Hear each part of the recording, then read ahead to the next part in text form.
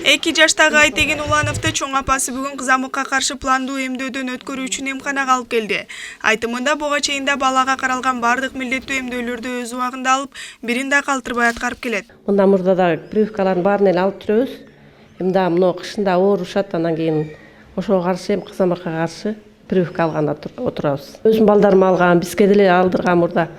Анан буларга деле алдырабыз да, туура эле го. Туура деп эле эсептейм.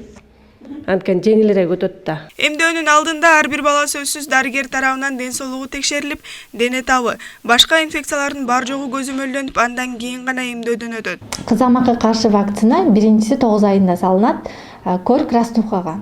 Экинчиси 1 жашында салынат, кор краснуха паротитке. Үчүнчүсү 2 жашында салынат. Эмдөөнү сөзсүз түрдө алыш керек. Анткени бала бул бала бакчага катышат. Ал жерде общественный эмес да, воздушно-капельным путем жугат бул инфекция. Демек, аба аркылуу деле жугуп калышы мүмкүн балага. Эгерде бала прививканы алса, ооруп кала турган болсо, жеңилирээк көтөрөт да. Анткени организмде ооруга каршы антителалар, иммунный системасы иштеп баштайт. Эгер прививкадан отказ кылган ата-энелерге айтат элем, эч убакта отказ кылбаңыздар. Бул деген плановый, бардык жерде балдарга салыныш керек. Үстүбүздөгү жылдын август айынан бери Талас облусунда кызамык илдети катталган эмес. Күн сууганына байланыштуу кайрадан кызамыкка чалдыккандар катталууда. Мына август болсо, сентябрь, октябрь 2 ай болгон жок. Кечүүн дагы бир случай түштү. Мына эпидемиологдордун ошону бүт карап атабыз. Бир семьядан, Талас шаарынан үйүндө 4 киши бар экен. Эми 4 киши бирөө садикте, үчөө мектепте окуйт экен көрдүңүз. Бир эле семья канча кишини эметип коюшат.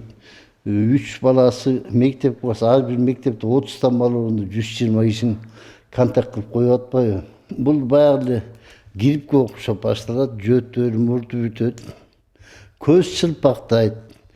Анан ошо сыпчаардын астында биринчи эле температура 39-40ка жетет. Анан эми көп ата-энелер бардыгы эле эме болуп калышты. Ооздун ичинде биринчи кичике ак эмелер пайда болот. Мына щелкактап коет, уртунда, ичинде. Анан температурасын көрүп, биринчи эле сып кулактын аркасына чыгат, моюнга, анан лоб чекеге чыгат. Температура болсо эч жака алып келбестен азыр врачтар бар, үйгө чакырыш керек. Учурда Талас облусу боюнча эпидемиологиялык абал туруктуу.